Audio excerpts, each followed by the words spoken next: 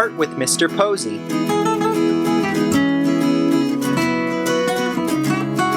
Blended sky landscapes with silhouette subjects. Hello again, Cole Colts. Mr. Posey here. Welcome to our second week of home learning for art. This week, for our project, we are going to be working on a certain technique. That technique is called a color blend or a color fade. Now, this kind of technique works best with crayons, colored pencils, or paint.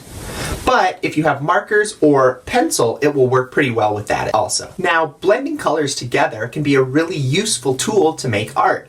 I use it in almost every piece of art that I make. For this week, we're going to use this technique to make a beautiful, colorful sky for a landscape.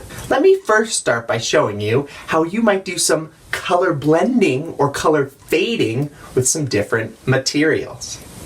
For this type of art making, I like to tape down the edges of my paper. It helps the paper not move, and it also gives it a nice white border around the edge when I'm done. For my first blended sky, I'm going to do the easiest one, which is a two-color fade. With crayons, I'm going to start by drawing nice and thick and dark across the top of the paper. As I move down the paper, I'm releasing my pressure so that the color comes out lighter and lighter as I move down. As I get about halfway down the page, I'm barely touching the paper with the crayon so that I get a very light blue. Now that I have my blue going from dark to light, I can add the other color, which will be purple. I turned my paper over, and starting at the other side, I go nice and thick and dark with my purple, and as I move down into the blue, I'm releasing my pressure, coloring lighter and lighter, so that I get a fade from purple to blue. Now, I'm going to do a blended sky with watercolor paint. This is my favorite way to do a blended sky, so if you have watercolor paint, use it. I'm going to do some sunset colors, and as I paint, I'm doing long, smooth brush strokes back and forth, back and forth. As I continue to paint, I will blend the colors together. I brought in some orange right below my reddish pink color, and I blended it into that red as I was painting. I'm lightening up my colors, using colors that are close together and related so they blend well. Some yellow will blend up into my light orange, and below I'll bring in even lighter yellow down to the bottom of my paper. At this point, I can add some color in, like some more orange at the bottom, maybe even a little more, and now I have my blended sky from watercolor paint. With colored pencils, it works much in the same way as crayons, but much smoother, and I'm going to do something kind of crazy. I'm going to do a whole rainbow blend. If you'd like to, you could draw out the picture of what your ground is going to be first before you do your sky. I drew a house, some little pine trees, and a little deer. Now when I make my blended sky, I'm going to start at the top with my first color, coloring back and forth nice and thick. For colored pencils, I'm also using the side of the tip and not the pointy part of the tip. This helps things go a little faster, and it makes your blending a little smoother. Just like with crayon, as I move down, I'm releasing the pressure so that the coloring gets lighter and lighter. Now I'm going to take my next color and I'm going to blend it into my red. As it overlaps the lighter red, the colors will mix together, creating a blend. I'll bring the orange down into the white space and let it get lighter and lighter, just like I did with the red, so that I'm ready for my next color. Now I'll go through the other colors of the rainbow. I have my yellow, blended into my light green. Next, I'll bring in some blue, gently blending it into my green. Notice as I get down to my picture, I have to carefully color around the edges of my shapes, but I still need to keep in mind where the different colors would go.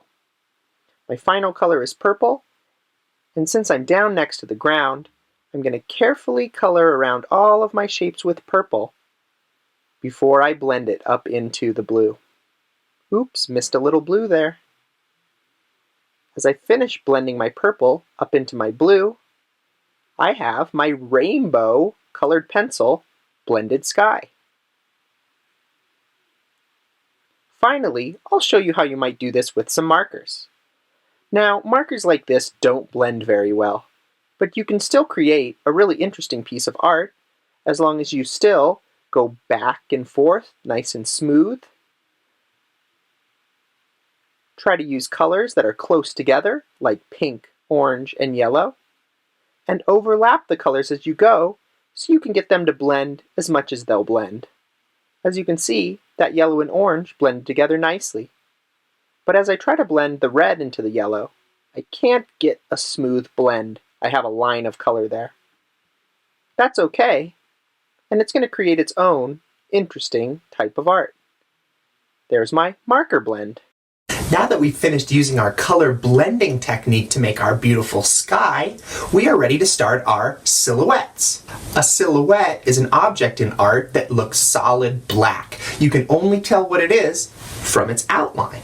For your silhouettes, you can make them anything you want them to be. You should probably have some ground at the bottom, but then you could include trees, plants, buildings, flowers, animals, anything that you want to make that you can tell what it is by just its outline.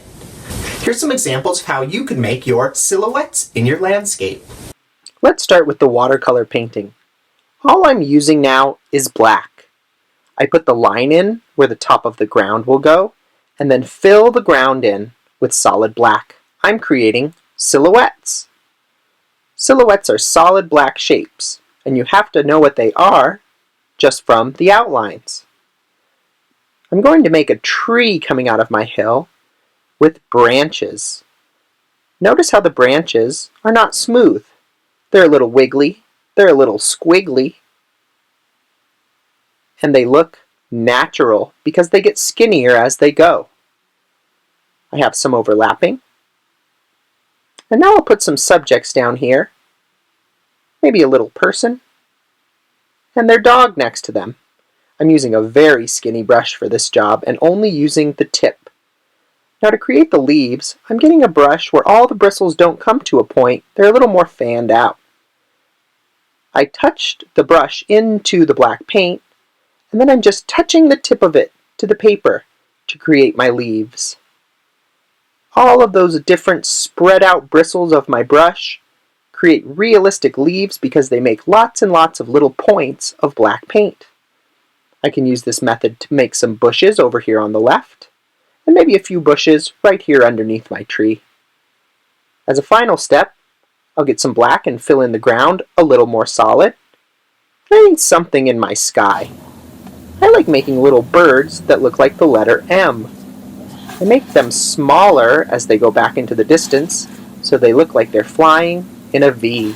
And now I have my watercolor silhouette landscape. For my colored pencil piece, I already outlined my shapes at the bottom, so really all I need to do now is fill them in with black. Now the videos you're watching are sped up a lot. I really took my time on this.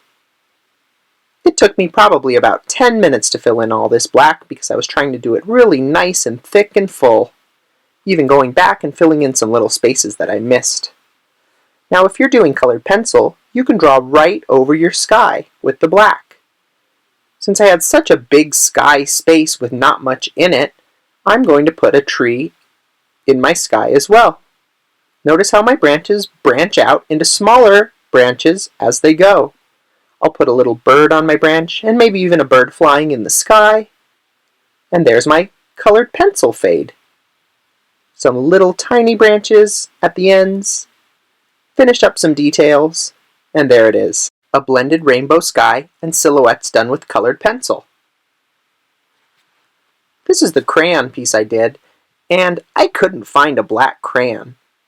I wondered what I should do, but then decided I can do this with a different color, which is a good lesson. If you don't have exactly what you need at home, just use what you have and do it the best that you can. I'm going to put a Godzilla attacking the city in this piece of art, something a little different. finally, I have my piece I did with markers. For this, I'll do my silhouettes with a black marker. It can be a washable marker or a Sharpie. I drew out some pine trees, and now I'm going to take some time to carefully fill them in with my black marker. I have a big one that's close to me, a medium one that's a little farther away, and a little one in the distance. I'll take some time to fill in my ground nice and black and solid, and then I can add some details, like these pink clouds in the sky. You could do that to any of your pieces. Add extra details. Some little shadows on the bottom to make them feel a little 3D, and there's my marker landscape. Now if you taped down your paper, the last step is removing the tape. You can see it gives a nice white border around the edge.